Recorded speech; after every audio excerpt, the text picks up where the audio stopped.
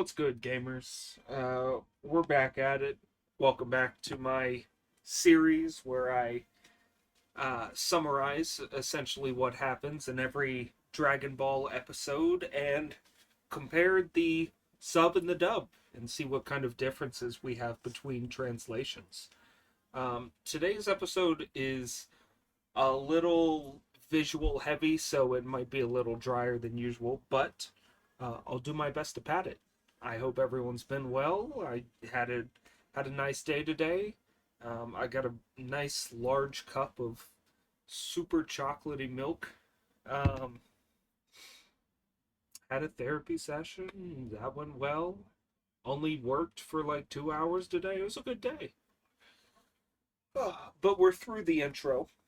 We open once again on that mushroom landscape as the narrator recaps last episode. Goku and the gang raced to Pilaf's castle, found their way inside his little dungeon lair type place, started following arrows on the ground, which is always like a great idea. That's what you want to do when you see arrows on the ground, is follow them. Certainly couldn't be any kind of trap. And naturally, they get trapped. They are stuck between four walls. Um, we get the English title. The penalty is pinball. That's uh, that alludes to what might come later in the episode. In the sub, the Japanese title translates to "At last, the dragon appears." We see Shu and Mai digging through their car outside, only to not find any Dragon Balls.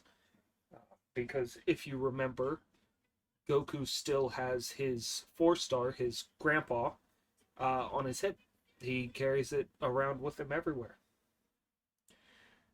They're bickering in their little dungeon area, and we see a camera pointed directly at them. And then it shows us a shot of Pilaf plotting menacingly, which the term menacingly is used kind of loosely. Pilaf can never really be too menacing. They're just watching them now.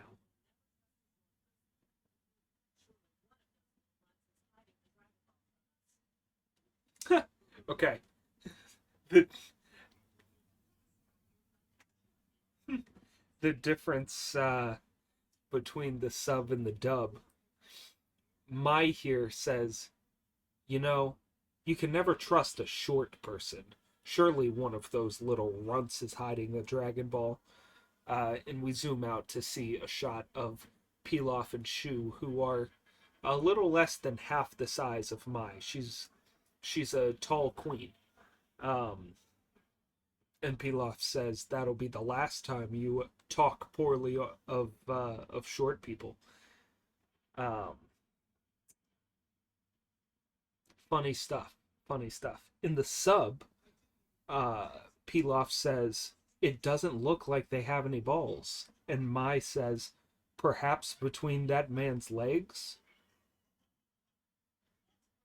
Awkward silence for like 10 seconds. Pilaf says, you know that I loathe crude jokes. So a little spicier in the sub, as per usual. Goku and Yamcha are using their signature attacks against the walls to try to escape them. At this point, Goku's signature is not the Kamehameha wave. It is the rock, paper, scissors attack, which is straight up just fucking punching the wall a lot. That's all it is. And Yamcha's is the Wolf Fang Fist. In the sub, it is the Roga Fufu Kin attack. Another difference between the sub and the dub, Emperor Pilaf introduces himself in the sub as Great King Pilaf. Uh, so they bicker. Pilaf's face comes down on a screen in the dungeon area, and he threatens to give Bulma the treatment if she doesn't tell him where the Dragon Ball is. Oh, and get the middle we get the middle finger from Bulma in both versions. Um, they're afraid of what the treatment might be. In the sub, he says, "I'll do something dirty to you," instead of "I'm going to give you the treatment."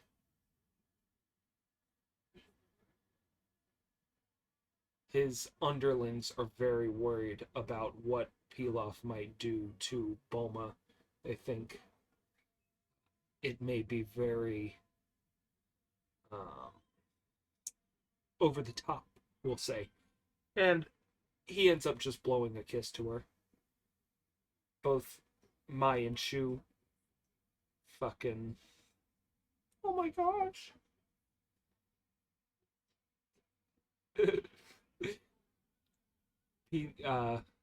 Pilaf blew her a kiss, and Bulma said, "That's it? A kiss? That's the best you can do?"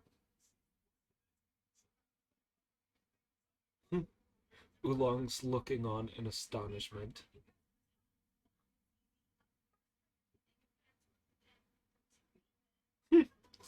Bulma says, "I thought you were tough. A first grader could do better." Which, in the sub, it's very different. She starts listing off uh, all of the things that she thought Pilaf was going to do to her, which include I wrote down the full list and I got the translations from the Kaizenshu forums. So I'll read those off for you now. Bulma, after being blown a kiss, uh, in the sub, she says, uh, "All you did was blow me a kiss," and Pilaf says, "How dirty." Uh, Shot Shu and Mai say, "Don't say it out loud," so it's very lewd for them. Uh, Bulma says something to the effect of, "I thought you would strip me down and do a hero hero," which translates to limp limp. It's spelt hero, but they say it hero, which translates to limp limp, uh, or pushing breasts up and down. So kind of uh, like that. Pafu pafu, which translates to puff puff, or placing your face between boobs, kind of motorboating for English audiences. Kyoi kyoi, spelled Kyoi, which translates roughly to getting a boner. So I don't know how he would do that to Bulma, but that's what she said, and that's what the Kaizenshu forums told me, so that's what we're rolling with.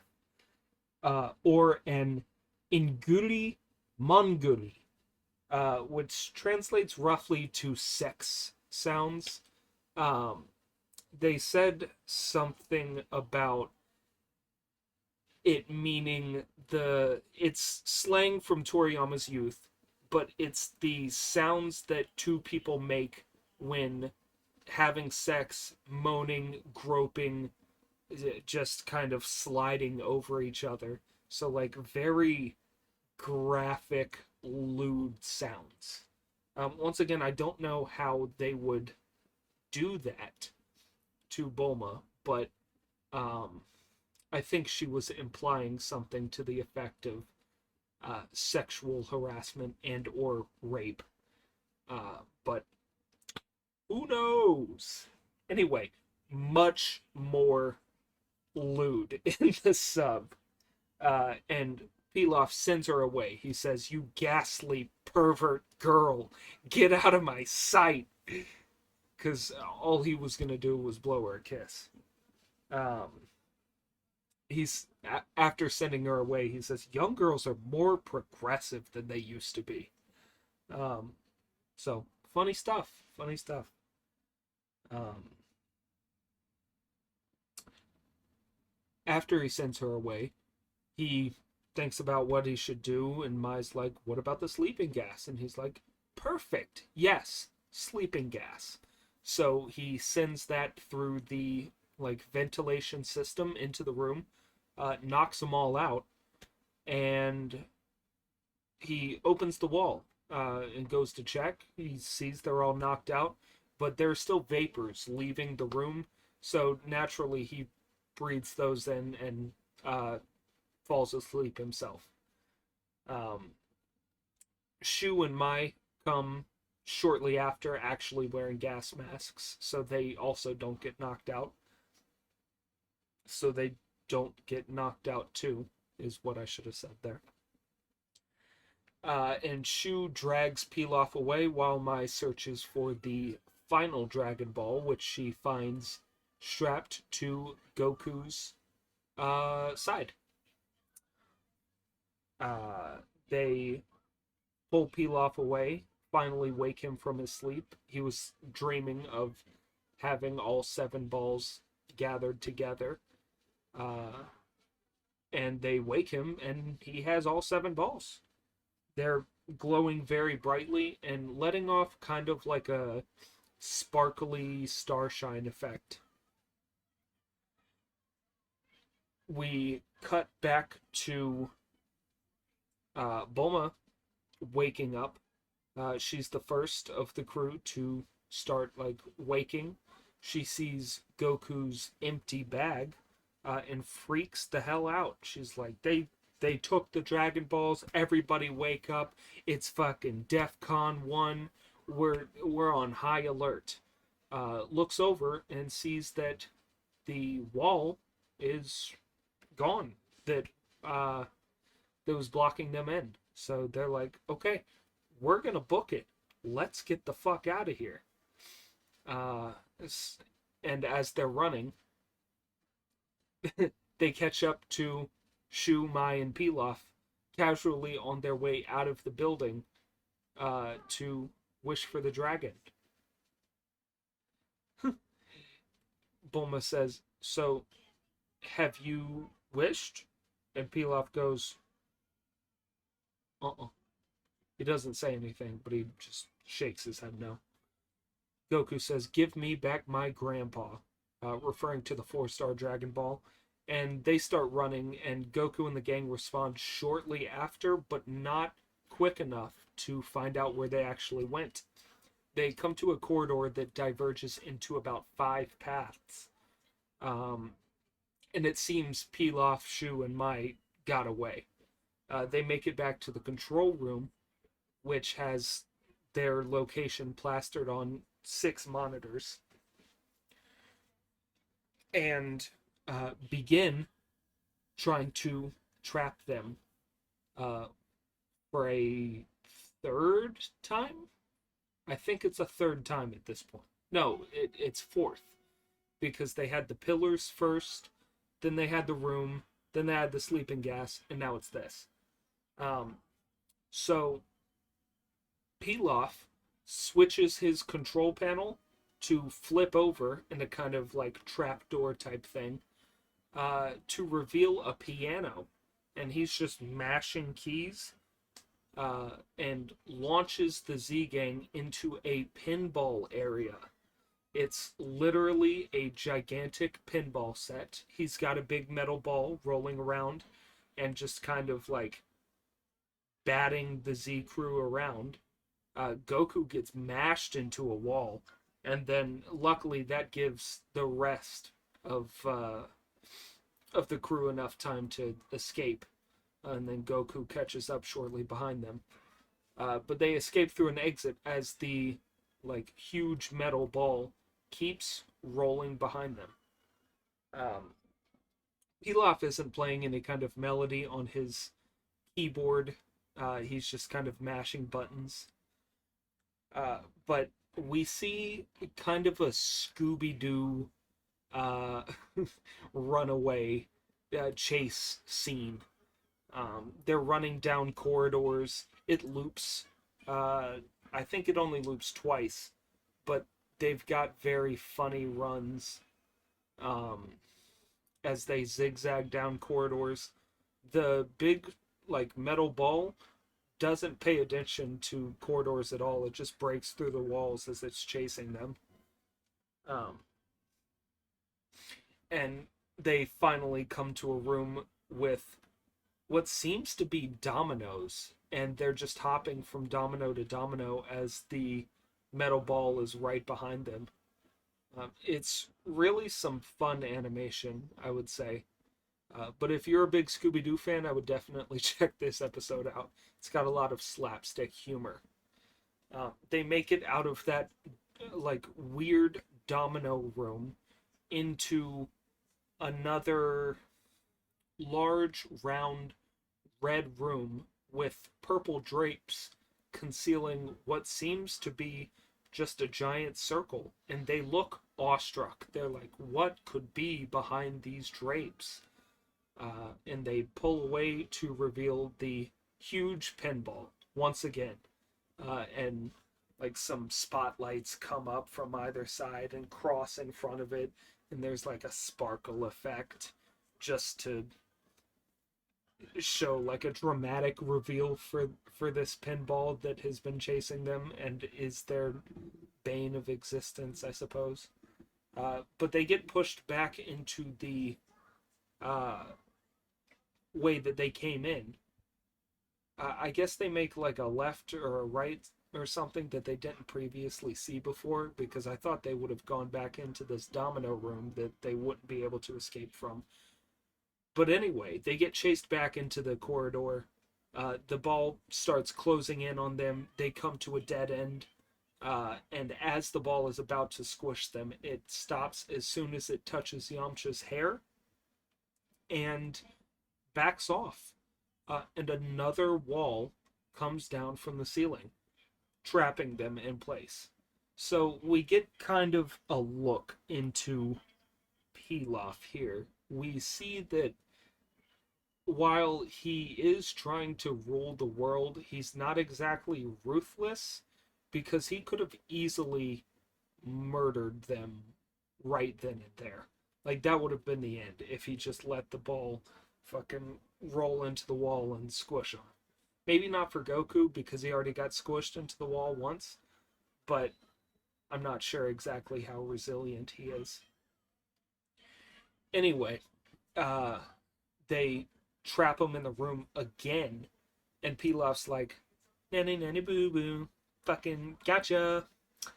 I'm gonna go make my wish now, ha ha ha ha ha. And dips out to go make the wish. Shu, Pilaf, and Mai make it outside, and we see a shooting star across the sky. We flash back to Goku and Yamcha kind of bickering, and Yamcha's like, why don't you use the Kamehameha wave that Master Roshi taught you? And Goku's like, great idea. How did you know that happened? Because Yamcha wasn't supposed to be there for that. And Yamcha's like, don't worry about that. Don't, just do it. Just go do the thing. And Goku's like, true. We get a shot of Mai, Shu, and Pilaf gathering the Dragon Balls, preparing to summon the dragon. I noted in the sub specifically, Pilaf calls it a dragon god. Not just a dragon, but a dragon god. So they're preparing to summon the dragon. We go back to the Z crew. Goku blasts a hole in the wall with the Kamehameha wave, so it is successful, but it's a very small hole. Nobody can really fit through it. So Yamcha has Puar turn into a bat, and Bulma turns to Oolong and is like, I will give you diarrhea if you don't also do that. which sucks that is always the that's always the threat. Like, it seems like he's cursed for life now that he made this one mistake from Bulma. She's kind of awful for continuing to use this against him. But he transforms into a bat as well. Not like a perfect bat. Both Poir and Oolong still have their faces and their general color scheme. They're just in bat form. And they start flying towards the Dragon Balls to hopefully steal one before the dragon comes out. But they are unsuccessful, as Pilaf says, "Come forth, eternal dragon, and grant my wish." And so comes Shenron. Uh, I'm listening to the dub here.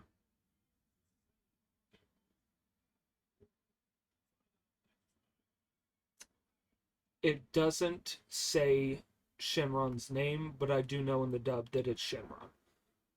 In the sub, it's specifically Shen Long. And that's it. The dragon looks badass. He looks very cool. I kind of wish I would have gotten that one tattooed on me instead of the like cartoon guy, but I still think the cartoon one's pretty fun. I think it's a nice piece. Shout out Emac for that one. Um, anyway, that's the end of the episode. Pretty fun slapstick humor all throughout. They leave on kind of a cliffhanger. They're like, dragon summoned. I mean, Poir and Oolong are on the way, but realistically, now that the dragon's there, what are they gonna do? Besides maybe scare them away. I know what happens. I'm yanking y'all around, but yeah, fun stuff. Hope you enjoyed this episode. If you did, let me get that YouTuber staple. If you like this episode, leave a like, hit that subscribe button, smash the bell icon, fucking become a member of my channel. That's not available yet, and it won't be for a while. But yeah, if you like this, I also uploaded Chapter 1 of Journey to the West today. So check that out. But I'll see you next time. Bye.